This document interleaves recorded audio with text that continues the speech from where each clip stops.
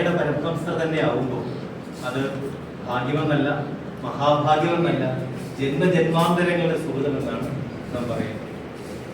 പക്ഷേ നമുക്ക് തിരിച്ചറിയാൻ കഴിയുന്നില്ല എന്ന് മാത്രം. ആരാണ് ഗുരു, എന്താണ് ഗുരു എന്ന് തിരിച്ചറിയാൻ കഴിയാതെ പോകുന്ന ഒരു തലമുറയിലേക്കാണ് നമ്മുടെ ജീവിതം എത്തിച്ചേരുന്നത്.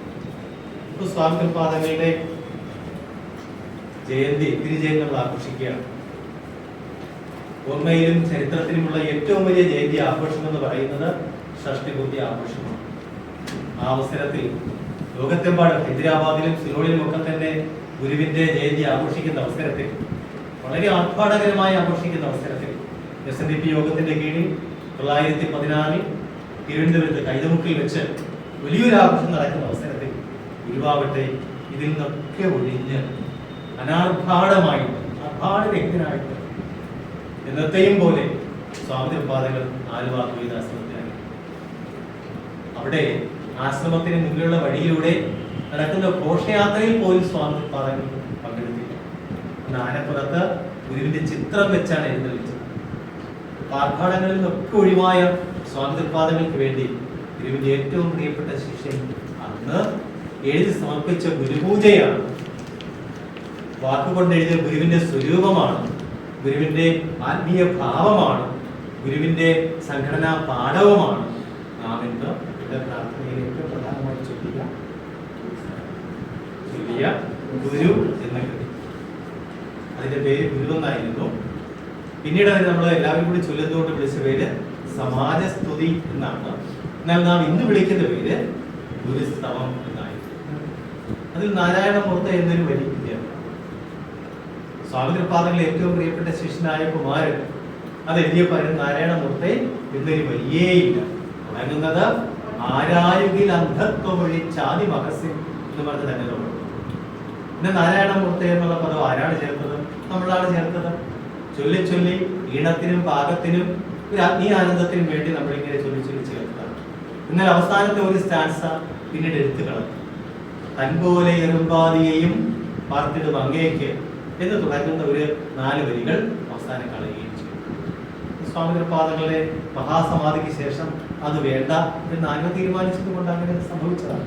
എങ്കിൽ കൂടിയും ഈ വരികളിലൂടെ നമ്മുടെ മനസ്സ് സഞ്ചരിക്കുമ്പോൾ ഗുരുവിന്റെ സ്വരൂപം എന്താണ് എന്ന് കൃത്യമായി മനസ്സിലാക്കാൻ കഴിയും എന്ന് മാത്രമല്ല, ആത്മാർത്ഥമായി, ആത്മാവ് കൊണ്ട്, അധരം കൊണ്ടല്ലാതെ ആത്മാവ് കൊണ്ടാണ് അത് ചൊല്ലുന്നതെങ്കിൽ അവിടെ ഗുരു ഉണ്ടായിരിക്കുമെന്ന കാര്യത്തിൽ സംശയം ഒന്നും വേണ്ട. പ്രാർത്ഥിക്കാൻ ഗുരുവിന്റെ ശിഷ്യന്മാര് നമുക്ക് അനുവദിച്ചു തന്ന, എഴുതി തന്ന ആ സ്തോത്രങ്ങൾ, ആ കീർത്തനങ്ങൾ മാത്രം മതി ഗുരുവിന്റെ സാന്നിധ്യം നമുക്ക് ഉറപ്പാക്കും. അതിലുണ്ട് സർവ്വതും അതിനകത്തോട്ട്. ഗുരു ആരാണ് എന്ന ചോദ്യത്തിലുള്ള സകലമായ ഉത്തരങ്ങളും ആ വരികളിൽ, കുമാരന്റെ വരികളിലുണ്ട്. അതുപോലെ ഗുരുവിന്റെ ആദ്യത്തെ ശിഷ്യനായ ശിവലിംഗദാസൻ, അല്ലെ, ശിവലിംഗദാസന്റെ വരികളിലും. അതിന്റെ ഇത്തിരി കട്ടിയാണെന്ന് മാത്രം, സംസ്കൃതമായതുകൊണ്ട് ഇത്തിരി കട്ടിയാണ്. എന്നാൽ ഗുരുവിനോട് തന്മയീഭാവത്തിലേക്ക് വരുവാൻ ബോധാനന്ദന്റെ ഈശ്വര പ്രാർത്ഥനയിൽ ഇതൊക്കെ ചൊല്ലുമ്പോഴാണ് യഥാർത്ഥത്തിൽ ഗുരുവിനെ സാവിധ്യത്തിൽ തൊട്ടടുത്ത് നമുക്ക് കാണാൻ കഴിയും. നമുക്ക് അറിഞ്ഞു ചൊല്ലുവാണെങ്കിൽ അരികിലുണ്ട് എന്ന്, കണ്ണടച്ചാൽ അരികിലുണ്ട്, ആ സാന്നിധ്യം നമുക്ക് ഫീൽ ചെയ്യാൻ കഴിയും. അതാണ് പ്രത്യേകം. പലയിടങ്ങളിലും നമുക്കത് കാണാൻ പറ്റില്ല. 2011 മലയാള മനോരമ പത്രത്തിൽ ഇന്നത്തെ ഒരു ആധ്യാത്മിക ആചാര്യനായ ശ്രീ രവിശങ്കർ, എല്ലാവർക്കും അറിയാം അല്ലേ, അദ്ദേഹം ഇംഗ്ലീഷിൽ എഴുതിയ ഗുരുവിനെ കുറിച്ചുള്ള ലേഖനത്തിന്റെ മലയാള പരിഭാഷ ഉണ്ടായിരുന്നു.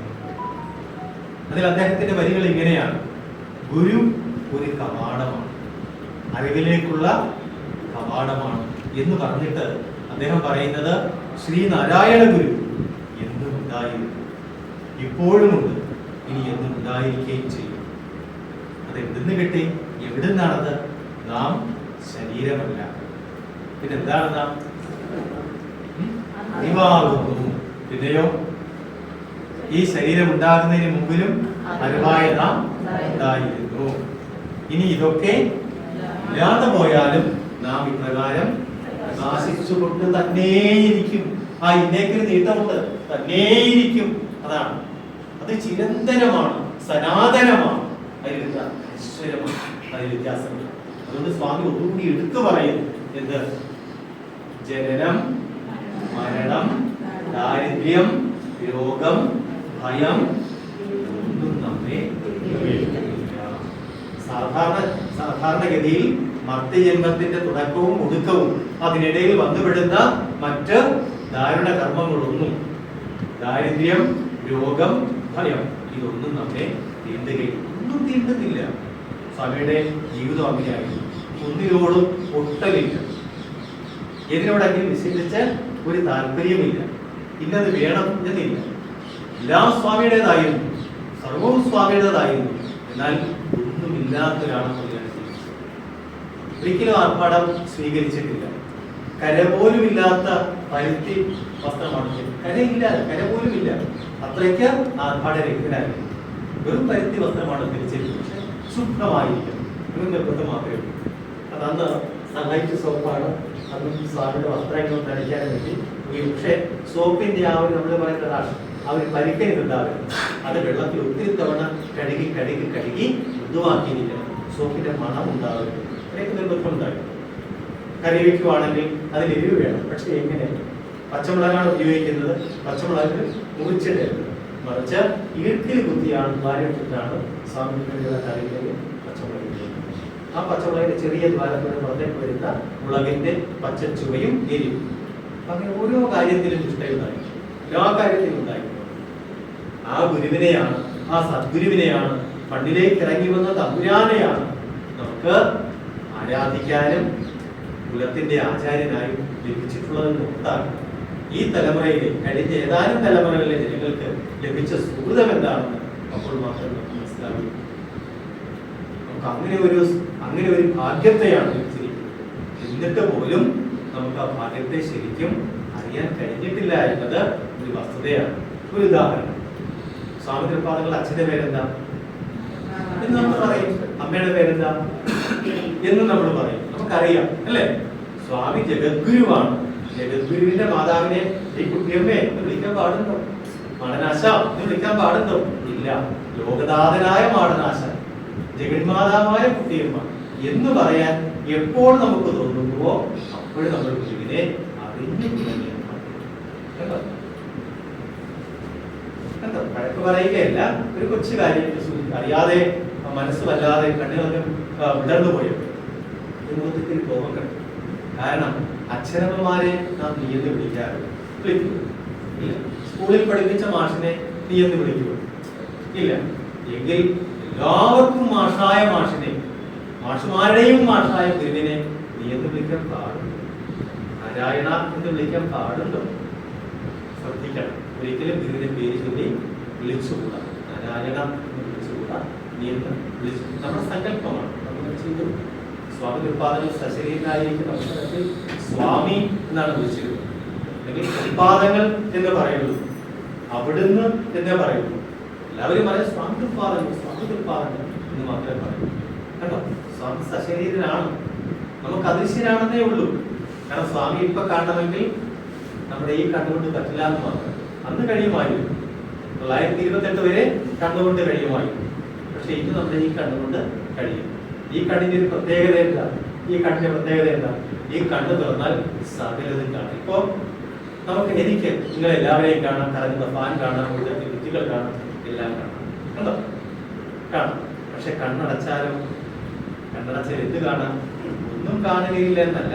കണ്ണടച്ചാൽ ചന്ദ്രനെ കണ്ടു, സൂര്യനെ കണ്ടു, ചൊവ്വയെ കണ്ടു, പ്രപഞ്ചം കണ്ടോ. അർക്കാനലാദികളിലൊക്കെ ഗ്രഹിക്കും ഒരു കണ്ണിന്റെ, കണ്ണുമനമാകുന്ന കണ്ണിന് അങ്ങനെ ഒരു കണ്ണുണ്ടല്ലോ അല്ലെ? ഉള്ളിന്റെ ഉള്ളിന്റെ ഉള്ളിന്റെ ഉള്ളിൽ കണ്ണ്. ആ കണ്ണുകൊണ്ടാണ് സ്വാമി ആ ഒരു രൂപത്തെയല്ല. ഇതൊക്കെയെന്ന് വെച്ചാൽ ഈ രൂപം എന്ന് വെച്ചാൽ നമ്മുടെ പെരുമ്പാവൂരത്തെ മോഹൻ എന്ന് പറയുന്ന ഫോട്ടോഗ്രാഫർ തയ്യാറാക്കിയ ചിത്രമാണ്. അവിടെ അദ്ദേഹത്തിന്റെ സ്റ്റുഡിയോയിൽ ഈ കസേരയിൽ ഒരാളെ ഇരുത്തിയിട്ട് അദ്ദേഹം ഫോട്ടോ എടുക്കും. 40 വർഷങ്ങൾക്ക് മുമ്പാണ്. ഫോട്ടോ എടുത്തിട്ട് അതിൽ ഗുരുവിന്റെ ചിത്രം ഡിപ്പോസ് ചെയ്യും, അതിലേക്ക് എന്നിട്ട് വീണ്ടും ഫോട്ടോ. അങ്ങനെ ഇന്നത്തെ മാതിരി കമ്പ്യൂട്ടറിൽ ഗ്രാഫിക്സ് ഒന്നുമില്ല, അങ്ങനെ ചെയ്തതാണ്. അപ്പൊ അങ്ങനെ ചെയ്തിട്ടാണ് നമ്മുടെ ഇന്ന് കാണുന്ന ഈ വന്നുള്ള ചിത്രങ്ങളൊക്കെ എടുക്കുന്നത്. ഗുരുവിന്റെ ചിത്രങ്ങൾ ഭൂരിപക്ഷം അങ്ങനെ. പക്ഷെ അത് നമ്മുടെ മനസ്സിൽ കാണേണ്ടതില്ല. കണ്ണടച്ചാൽ കാണുന്ന രൂപത്തിലേക്ക്, ആ രൂപത്തിനെ, ആ ഒരു തേജസ്സിനെ, ആ തേജോപൂരത്തെ ഉൾക്കൊള്ളാൻ ഉൾക്കൊള്ളാനുള്ള മനസ്സുണ്ടാക്കിയിരിക്കുന്നതാണ്. അവിടെയാണ് നാം ഗുരുവിനെ അറിയുന്നത്. സുവർണവർണ്ണം സുവിഭക്ത ഗാത്രം ആചാര്യബാഹും വിശദോന്നതാംസം വിശാലപാലം കമലായതാക്ഷം ഉത്തുംഗനാസം സുവർണകലാസം. സ്വാമി തൃപ്പാദങ്ങൾ നമ്മളാരും കണ്ടിട്ടില്ല. നമ്മൾ കണ്ടുള്ള കുറെ ഫോട്ടോകളിൽ മാത്രം, ലോകമായ ലോകത്ത് എല്ലായിടത്തും ഫോട്ടോസ് ഉണ്ട്, രൂപങ്ങളുണ്ട്, ഒക്കെയുണ്ട്, ഇതൊക്കെയുണ്ട്. പക്ഷെ ആ രൂപത്തിലൊന്നും സ്വാമിയുടെ യഥാർത്ഥമായ ഭാവത്തെ കാണില്ല. കാരണം നമ്മളൊക്കെ ഫോട്ടോ എടുക്കാൻ നേരത്ത് എങ്ങനെയാണെങ്കിൽ ഇത് കഴിഞ്ഞ് ഒരു ചിരിയൊക്കെ വരുത്തും, എത്ര സങ്കടകരമായ അവസ്ഥയിലാണെങ്കിൽ ഫോട്ടോ എടുക്കാൻ നേരത്തുണ്ടാവും. പക്ഷെ സ്വാമി ഫോട്ടോ എടുക്കട്ടെ ഒന്ന് ചിരിച്ചേ എന്ന് പറഞ്ഞാൽ ചിരിക്കുന്ന സ്വരൂപമല്ല അത്. സ്വാമി എപ്രകാരമാണോ അപ്രകാരത്തിൽ ഫോട്ടോ എടുത്തുകൊള്ളുക. പക്ഷെ സ്വാമിയുടെ സ്വരൂപം അങ്ങനെയല്ല. ക്രിയാവധാനാശ്രിത മഹാസം എപ്പോഴും അവിടെ മാറില്ല. ദീനാനുകമ്പാതരാന്തരം നമ്മളെ പോലെ ദീനരായ സാധുക്കളോടുള്ള അനുകമ്പയൊന്നും ഇങ്ങനെ വിസർജിക്കുന്നതായ സുന്ദരമായ ഒരു മന്ദഹാസത്തിന്റെ പേരില് ആ ചുണ്ടത്ത് എപ്പോഴും അത് ചിരിച്ചുകൊണ്ടേ പറയുള്ളൂ. എല്ലാ കാര്യങ്ങളും ആർക്കും മുഷിപ്പുണ്ടാവുകയില്ല. ഒരു വാക്ക് പോലും സ്വാമിക്ക് ഇഷ്ടപ്പെടാത്ത ഉദാഹരണത്തിന്റെ ആദ്യമേ ശാരദാദേവി വിഗ്രഹം പറഞ്ഞു. ശാരദയുടെ വിഗ്രഹം വാർത്തുകൊണ്ട് തോപ്പിൽ ഭവനത്തിൽ വെച്ച് ഒരു ശില്പിയും ശാരദയുടെ വിഗ്രഹം അപ്പോ തീർത്ഥത്തിൽ സ്വാമിയെ വന്ന് വിളിച്ചിട്ട് പറഞ്ഞു, സ്വാമി വിഗ്രഹം വാർത്തു, അത് കണ്ട് തൃപ്തിയായെന്ന് പറഞ്ഞാൽ കൊള്ളാവുന്നു. പിന്നെ സ്വാമിയുടെ വലിയ ചോദ്യോത്തരങ്ങളില്ലാതെ ആലോചനകളില്ലാതെയാണ് ആദ്യത്തെ ശില്പി അത് നിർമ്മിച്ചത്. ഇങ്ങനെ നിർമ്മിച്ചു കഴിഞ്ഞപ്പോൾ സ്വാമി അവിടേക്ക് എഴുന്നള്ളി കണ്ടു. സ്വാമിക്ക് ഇഷ്ടപ്പെട്ടില്ല. സ്വാമി അന്നേരം എനിക്ക് ഇഷ്ടപ്പെട്ടില്ല, കൊള്ളത്തില്ല എന്ന് പറഞ്ഞില്ല. സ്വാമി പറഞ്ഞത് കൊള്ളാമല്ലോ, നമ്മുടെ നങ്ങേലിയെ പോലെ. സ്വാമി സംസാരിക്കുമ്പോൾ ഈ വലത് കരത്തിന്റെ ചൂടാനും ചുടർച്ചയാണ് ഈ സംസാരിക്കുന്നത്. കൊള്ളാമല്ലോ, നമ്മുടെ നങ്ങേലിയെ പോലെ. തിരിച്ചെന്താ പറയുന്നത്? നങ്ങേലിയാര അവിടെ അനുസരിക്കാൻ വേണ്ടി ചിരിച്ചു. അത് കൊള്ളില്ല എന്ന് പറഞ്ഞില്ല, മറിച്ച് ഇങ്ങനെയാണ് പറഞ്ഞത്. സ്വാമി പറഞ്ഞു, ശില്പിക്ക് ഒരു രൂപ ദക്ഷിണ കൊടുത്തിട്ടേ. അവരെ വെറുതെ വിടാൻ പറഞ്ഞില്ല. ശില്പിക്ക് ഒരു രൂപ വലിയ തുകയാണ്, ഒരു രൂപ ദക്ഷിണ കൊടുത്തിട്ടേ എന്ന് പറഞ്ഞു. അങ്ങനെ ആ ശില്പി അവിടെ പറഞ്ഞു. ശാരദാവൃത്തിക്ക് അധികം സമയമില്ല, ദിവസങ്ങളില്ല, ഒരുക്കങ്ങൾ ഗംഭീരമായി നടക്കുന്നു.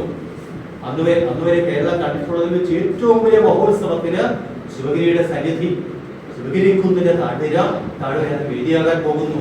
പക്ഷെ വിഗ്രഹം പ്രതിഷ്ഠിക്കാൻ തയ്യാറായിട്ടുള്ള വിഗ്രഹമില്ല. അവിടെ പ്രതിഷ്ഠിക്കേണ്ട ഒരു വിഗ്രഹമില്ല. എന്ത് ചെയ്യും? SNDP യോഗത്തിന്റെ സാരഥികൾ വ്യവലാതിപ്പെട്ട് ഓടി നടക്കുന്നു. കുമാരു ആവട്ടെ മൽപ്പു ആവട്ടെ ഒക്കെ വ്യവലാതിപ്പെട്ട് നടക്കുകയാണ്. ഒരു വിഗ്രഹം ഉണ്ടാവണം, ശാരദാ വിഗ്രഹം വേണം. സ്വാമിയുടെ കൽപ്പനയനുസരിച്ച്, സ്വാമിയുടെ ചിന്തയനുസരിച്ചുള്ള ഒരു വിഗ്രഹം വേണം. ആ ചിന്ത വരുന്നത് ഏതിലാണ്? ശാരദാ വിഗ്രഹം എങ്ങനെ ആയിരിക്കണം എന്ന് ഒരു കൃതിയിൽ പറഞ്ഞിട്ടുണ്ട്. ഏതിലാ? ജനനി. അത് സ്വാമി ഉപയോഗിച്ചിരിക്കുന്ന പദം കണ്ടോ?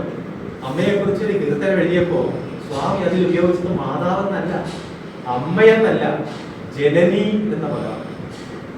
അതാണ് അത്ഭുതം എന്ന് പറയുന്നത്. ജനനി എന്ന് പറയുന്നത് എന്താ? ജനി ആദുർഭാവം, അതായത് നേരത്തെ ഉണ്ടായതിനെ വീണ്ടും ഉത്പാദിപ്പിക്കുന്നത്. ഇല്ലാത്ത ഒന്നിനെ ഉണ്ടാക്കുന്നയാളെന്നല്ല, നേരത്തെ ഉണ്ടായിരുന്ന ഒന്നിനെ വീണ്ടും ജനിപ്പിക്കുന്നവൾ എന്നാണ് ജനനി എന്ന് പറഞ്ഞത്. അവിടെ എല്ലായിടത്തും സ്വാമി ഉപയോഗിച്ചിരിക്കുന്നത് അതാണ്. ജനനി, മാതാവേ, മാതാ എന്ന് പറഞ്ഞില്ല, അമ്മേ, അംബിക എന്ന് വിളിച്ചില്ല. അത് സ്വാമി ഉപയോഗിച്ചിരിക്കുന്ന ഓരോ പദത്തിന് പോലും ഇങ്ങനെ പ്രത്യേകതയാണ്. അതിലേക്ക് നാം ഇറങ്ങിച്ചെല്ലുമ്പോഴാണ് എന്താ ചെയ്തു വെച്ചിരിക്കുന്നത്. നിങ്ങൾ ചൊല്ലിയ വാസുദേവ അഷ്ടമൊക്കെ തുടങ്ങിയ ആ ഒരു പദത്തിന്റെ ആ ഒരു സംഘാടനം എന്ത് രസമാണ്. അത് പോകട്ടെ. അപ്പൊ ഇവിടെ ശാരദാ പ്രതിഷ്ഠയ്ക്ക് വേണ്ടി ഇങ്ങനെ എല്ലാ കാര്യങ്ങളും ഒരുങ്ങിയിരിക്കുന്നു. വിഗ്രഹമില്ല, എന്ത് ചെയ്യും? എല്ലാവരും വ്യവലാതിപ്പെട്ടിരിക്കുന്നു. ആ അവസരത്തിലാണ് ഉച്ച കഴിഞ്ഞ സമയത്ത് എവിടുന്നോ ഒരു അവധൂതരെത്തുന്നു. ആരെ പറന്ന് ഇങ്ങനെ പശുവയാർന്ന് കിടക്കുന്നു, തലമുടി ഇങ്ങനെ കിടക്കാണ്. താടി ഇങ്ങനെ വളർന്നിട്ടുണ്ട്, അത് വെട്ടി ഒതുക്കിയിട്ടില്ല. അഴുക്ക് പുരണ്ട വസ്ത്രങ്ങൾ. അങ്ങനെ അലസനായ ഒരു അവധൂതനെ പോലെ ഒരുത്തിനെത്തുന്നു. വന്ന് ചോദിക്കുന്നത്, വല്ലാതെ വിശക്കുന്നു, എനിക്ക് ഇത്തിരി ആഹാരം തരുമോ എന്ന് ചോദിച്ചുകൊണ്ടാണ്. എവിടെയാണ് എത്തിച്ചേരുന്നത്? അന്നമയാതി കോശവിലക്ഷണനായ സ്വാമി തൃപ്പാദങ്ങൾ എങ്കിലേക്കാണ്. അവിടെ വരുമ്പോ സ്വാമിയുടെ ശിഷ്യൻ കുറിച്ച് കഴിഞ്ഞ സമയമാണ്. അവിടെ എന്തെങ്കിലും ഉണ്ടോ എന്നറിയില്ലെങ്കിൽ അർത്ഥം ചോറുണ്ടായിരുന്നു. ചോറ് കൊടുത്തു, കറിയും കൊടുത്തു, അവന് വിളമ്പി കൊടുത്തു. അപ്പൊ അവന്റെ ആർത്തി കൊണ്ട്, ആർത്താർത്ഥിക്കാരനായ തമ്പുരാന്റെ അരികിലെത്തിയ അവന്റെ ആർത്തി കൊണ്ട് അവൻ എന്താ ചെയ്തത്? 2 കൈ കൊണ്ടും വാരി കഴിക്കുക. വളരെ അസാധാരണമാണ്. ഒരുപക്ഷെ ഇതുപോലെ സംസാരിക്കാൻ വേണ്ടി ആവണം അത്തരം സ്വഭാവ വൈശിഷ്ട്യങ്ങളൊക്കെ അവിടെ പ്രദർശിപ്പിച്ചു. വാരി ഇങ്ങനെ കഴിക്കുക. വാരി കഴിക്കുമ്പോൾ അവന്റെ കൈകളിൽ പറ്റുന്ന നെന്മണി ചോറ് താടികളിലേക്ക് പറ്റി പിടിക്കുന്നു.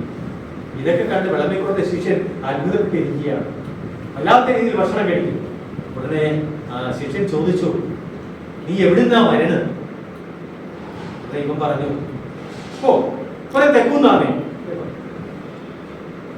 എന്താ നിന്റെ പരിപാടി? ഓ ഈ ശില്പം കൊണ്ടാക്കുന്ന ആളാമേ. എന്തേലും മനസ്സിലായോ? ആരെയാണോ കാക്ഷിച്ച് 1000 മനസ്സിൽ കാത്തിരിക്കുന്നത് അവിടേക്ക് എത്തിച്ചേരുന്നു ഒരു ശില്പി. ഈ സന്യാസി ശിഷ്യന് സന്തോഷമായി ഭക്ഷണം കഴിഞ്ഞിട്ട് നേരെ ഗുരുവിന്റെ സംഘത്തിലേക്ക് കൊണ്ടുപോയി. ഗുരുവിനോട് നേരെ സംസാരിച്ചു.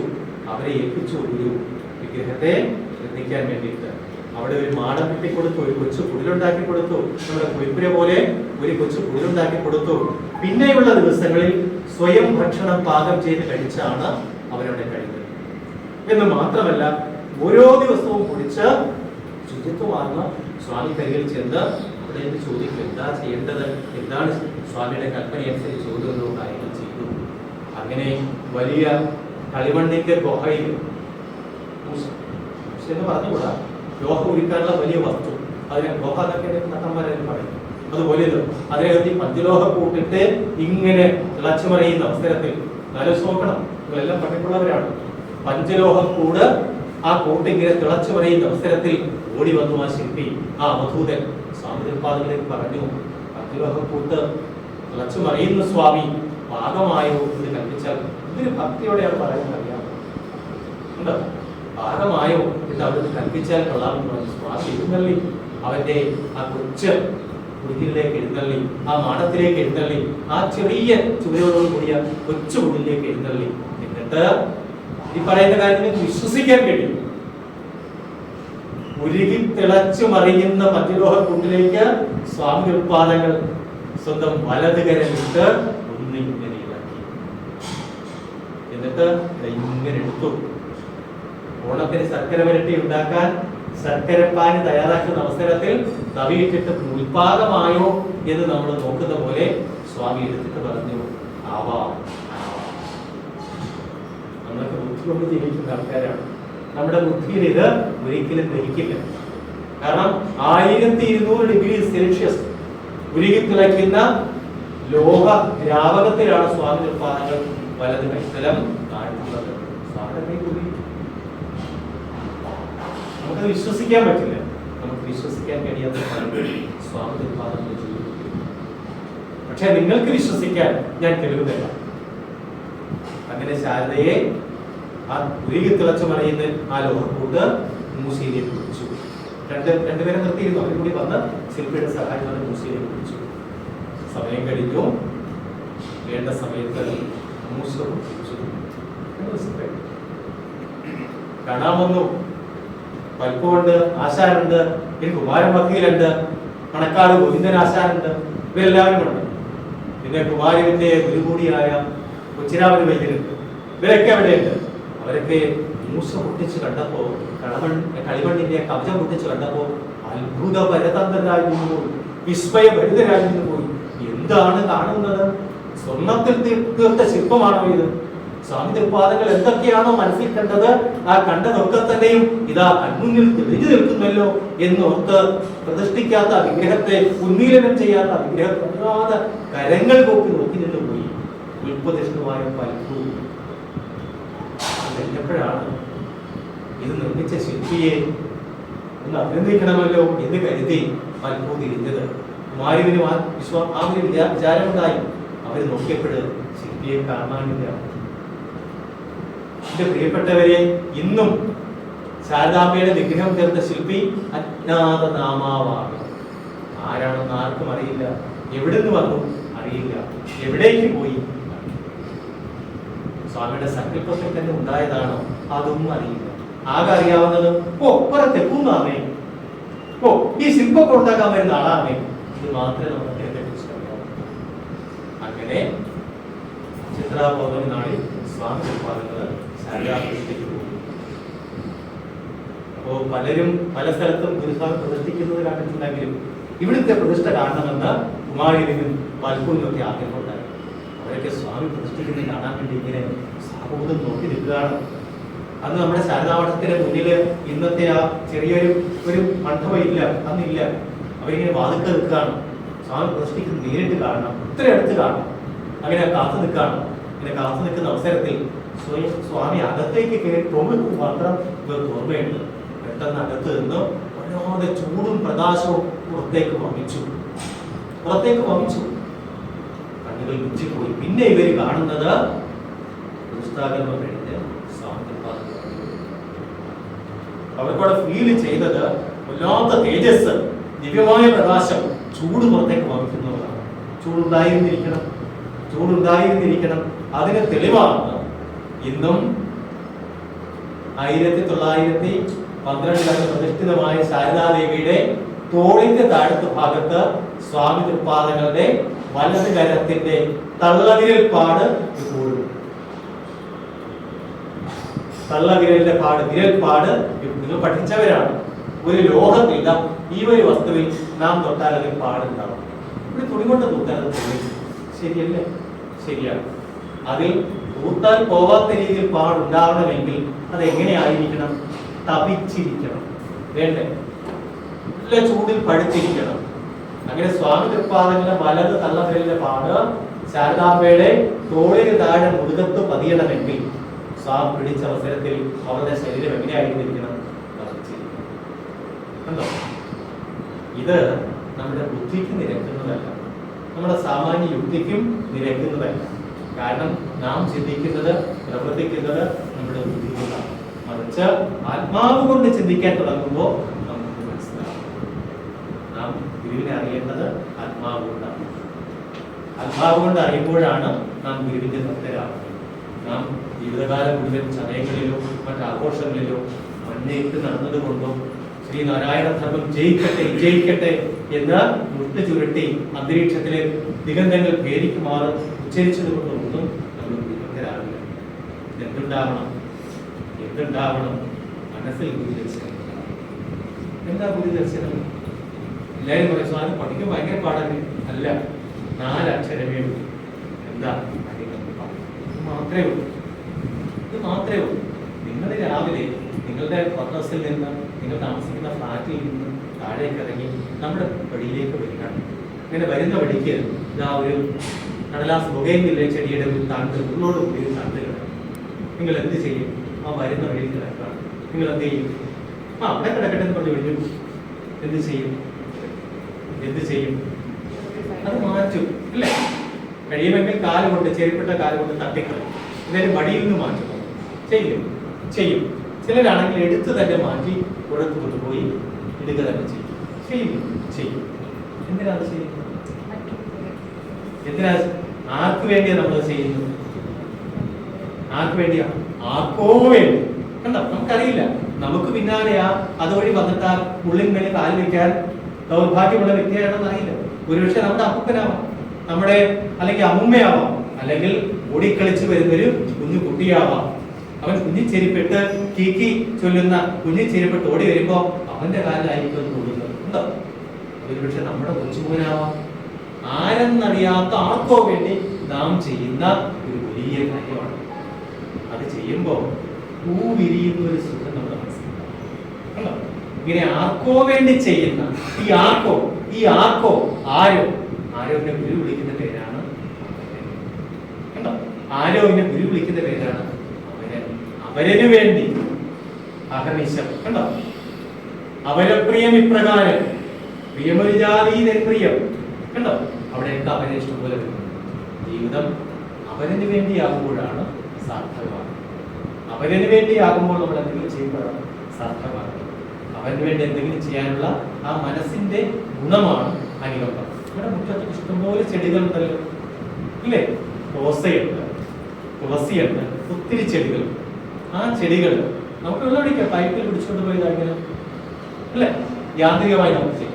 അല്ലെങ്കിൽ വേണമെങ്കിൽ വടികെട്ടി വെച്ചിട്ടുണ്ടെങ്കിൽ ഇട്ടിട്ട് ഇങ്ങനെ ചെയ്യും. പക്ഷേ ഒരു മുന്തയിൽ ഇത്തിരി വെള്ളം എടുത്തിട്ട് അവളെ കൈകളിൽ ചെന്നിട്ട് നാം നമ്മുടെ കൈത്തലത്തിലൂടെ ഇങ്ങനെ പകർന്നു കൊടുക്കുകയാണ്. എന്നിട്ട് അവളെ ഇങ്ങനെ നോക്കുമ്പോൾ വെള്ളമൊക്കെ ഇങ്ങനെ വെള്ളമൊക്കെ അവളുടെ ശരീരത്തെ തുളസി ആവട്ടെ അല്ലെങ്കിൽ വേറെ എന്ത് ചെടിയുമാവട്ടെ അതിന് ശരീരത്തൊക്കെ വീണ് അതിൽ കുളിച്ച് അവൾ സന്തോഷത്തോടെ നമ്മുടെ അരികിലുള്ളൊരു കാറ്റത്ത് തലയാട്ടം നമുക്ക് തോന്നും നമുക്ക് മതിയായി എന്നെന്തെങ്കിലും ചിന്തിക്കും. നാം അടിച്ചു കൊടുക്കുന്ന വെള്ളം അവൾക്കത് മതിയായി എന്ന് അവൾ പറയുന്നത് പോലെ നമ്മുടെ മനസ്സുകൊണ്ട് അറിയാൻ നമുക്ക് തോന്നിയിട്ടുണ്ട്. ഇവിടെയാണ് അനുകമ്പ പൂർണ്ണമാണ്. കാരണം ഗുരുവിന്റെ അനുകമ്പ ഒരു ജീവി മനുഷ്യനോടൊന്ന് മാത്രമല്ല, ഒരു ജീവിയോടൊന്ന് മാത്രമല്ല, സകല ചരാചരങ്ങളോടുമാണ്. കല്ലിനോടാണ്, തുമ്പിയോടാണ്, പൂവിനോടാണ്, ചെടിയോട്, എല്ലാത്തിനോടും ഗുരുവിന്റെ അനുകമ്പയാണ്. ആ അനുകമ്പയാണ് നാം സ്വീകരിക്കുന്നത്. ആ അനുകമ്പ സ്വീകരിക്കുമ്പോൾ നമ്മുടെ ശബ്ദത്തിൽ വ്യത്യാസം വരും, വാക്കിൽ വ്യത്യാസം വരും, ഭാവത്തിൽ വ്യത്യാസം വരും. അറിയാതെ അവരനെ പരനായി കാണും.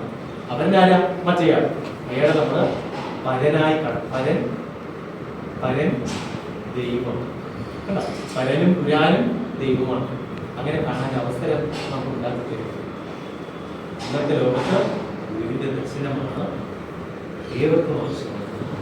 ദർശനം വളരെ കഠിനമല്ല, വികടകടുവായ സംസ്കൃതമല്ല, 4 അക്ഷരം. ഏതാ? അതിനെ അറിയാനും പറയാനും കഴിഞ്ഞാൽ അതിനേക്കാൾ വലിയ ഒരു ധർമ്മ പ്രചരണമില്ല. മറിച്ച് പോകുന്ന വഴിക്കെല്ലാം ഗുരുവിനെ നമ്മൾ കാണിച്ചു വയ്ക്കുക, പ്രകടനാത്മകമായി ഭക്തി കാണിക്കുക ഒന്നുമല്ല. ഗുരു തന്നെ പറഞ്ഞിരിക്കുന്നത് ഭക്തി എന്നത് ആത്മാനുസന്ധാനമാണ്. സ്വന്തം ആത്മാവിനെ അനുസന്ധാനം ചെയ്യുന്നതാണ്. സമയമുണ്ടോ? 2 മിനിറ്റ് കൂടി ഉണ്ടോ? നിങ്ങൾ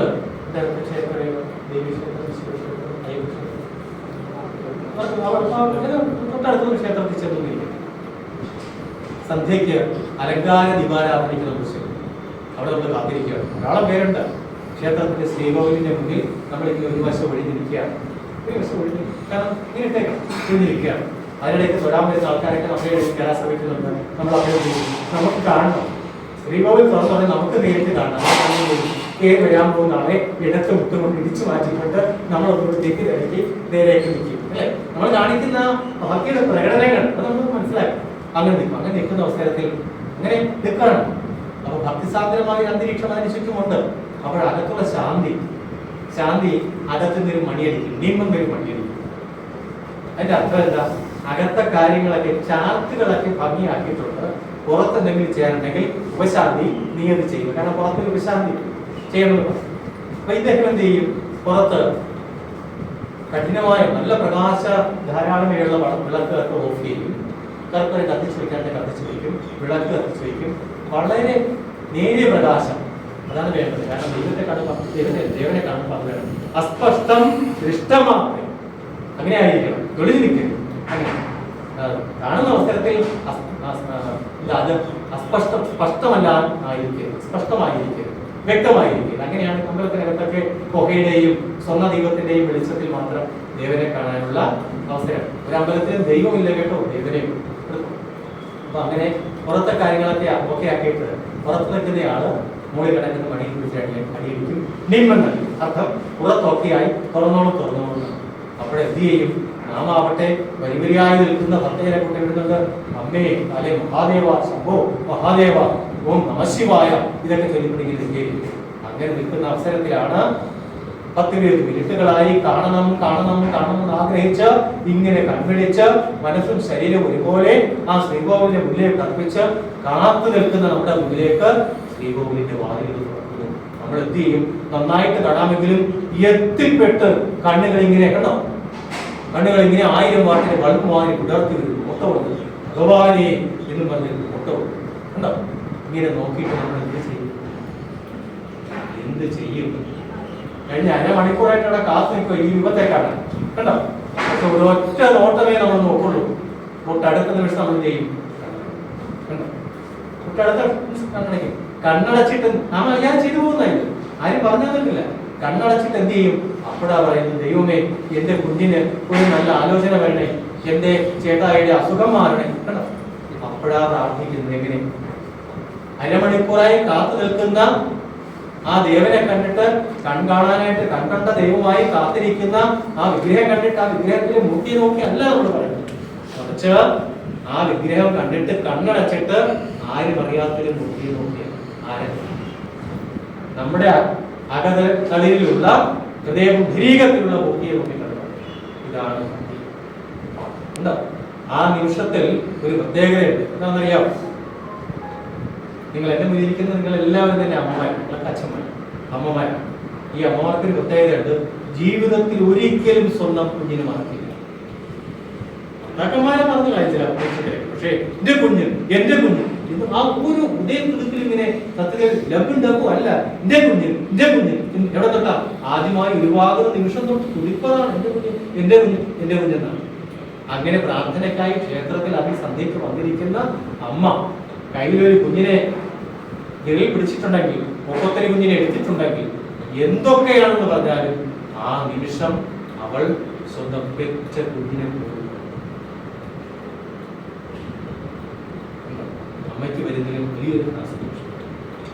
ആ നിമിഷം ആ അമ്മ ആരോടൊപ്പമാണ്? സ്വന്തം ആത്മാവിനോടൊപ്പമാണ്. ആ സ്വന്തം ആത്മാവിനോടൊപ്പം ചേരുന്ന അനഭ്യമായ ഒരു നിമിഷത്തിന്റെ ചെറിയൊരു ഫ്രാഗ്മെന്റേ ഉള്ളൂ. അപ്പോൾ അനുഭവിക്കുന്ന ഒരു ആനന്ദമുണ്ടല്ലോ, ആരമാണ്. ആ ആനന്ദത്തിന്റെ പടിയിലേക്കാണ് സ്വാമി നമ്മൾ എത്തിച്ചിട്ട് പറയുന്നത് ഭക്തിം ഇതാണ് ഭക്തി.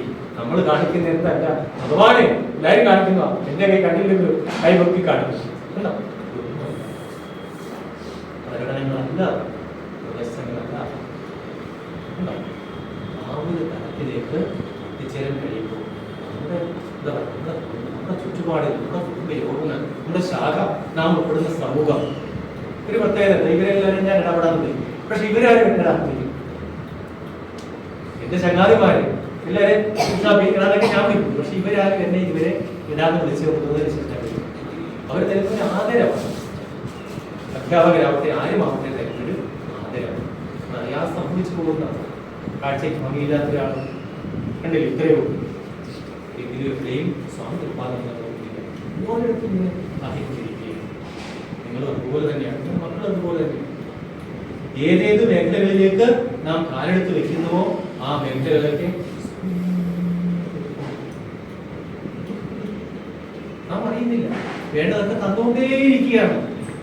പിന്നെ വേണമെന്ന് പറയുന്നത് ചോദ്യമാണ്. നിങ്ങളുടെ ഒലതി ദേശസ്താവം ചൊല്ലിയപ്പോൾ ഞാൻ ഉദ്യോഗം ചിരിച്ചു. കാരണം ഒലതി ദേശസ്താവത്തിൽ സാധുവിന്റെ കുറെ കാര്യങ്ങൾ ഇതിനെ അങ്ങനെ ആക്കണേ ഇങ്ങനെ ആക്കണേ എന്ന സാധുക്കളായ ഒലത്തുകാരക്കാർക്ക് വേണ്ടി പറഞ്ഞു. പക്ഷേ അത് ആധ്യാത്മികതയുടെ ഒരു കണമെടുത്ത് വെച്ചിട്ടുണ്ട്. ആധ്യാത്മികതയുടെ ഒരു കണമെടുത്ത് അതിലേക്ക് വെച്ചിട്ടുണ്ട്. ഏതെന്ന് പറയാമോ? ആലസ്യമൊഴിച്ച് അതാണ് കേട്ടോ. എനിക്ക് അത് വേണം ഇത് വേണമെന്നല്ല, അതിലൊരു കണമുണ്ട്. എനിക്ക് പരബോധം തരണം ഉണ്ടോ? ആ പരബോധം പിന്നീട് സ്വാമി എഴുതി കൊടുത്തു. ഏതാ? ഒരു ദൈവവിശ്വാസമില്ലാത്ത ഒരു മനുഷ്യൻ. ഇതാണ് നിങ്ങൾ അവസാനം ചൊല്ലിയ പ്രാർത്ഥന. അതിലുണ്ട് സർവസ്വവും. അത് ചൊല്ലിയാൽ മാത്രം മതി. പ്രാർത്ഥനയ്ക്ക് 4 ഖണ്ഡികകൾ. അതിൽ ഒന്നാമത്തെ ഖണ്ഡിക ആരംഭിക്കുന്നത് ഏത് പദത്തിലാണ്? കാണപ്പെടുന്നതൊക്കെയും ആണോ അല്ലേ? രണ്ടാമത്തെ ഖണ്ഡിക ആരംഭിക്കുന്നത് അല്ലയോ പരമാത്മാവേ. മൂന്നാമത്തെ ഖണ്ഡിക ആരംഭിക്കുന്നത് അല്ലയോ ദൈവമേ. അവസാന ഖണ്ഡിക ആരംഭിക്കുന്നത് നീ ആണോ? ചേർത്ത് പറഞ്ഞേ. കാണപ്പെടുന്നതൊക്കെയും അല്ലയോ പരമാത്മാവേ, അല്ലയോ ദൈവമേ നീ. എന്തായത്? അദ്വൈതമല്ലേ? ഈ കാണായതൊക്കെയും നീയാണ് ദൈവമേ.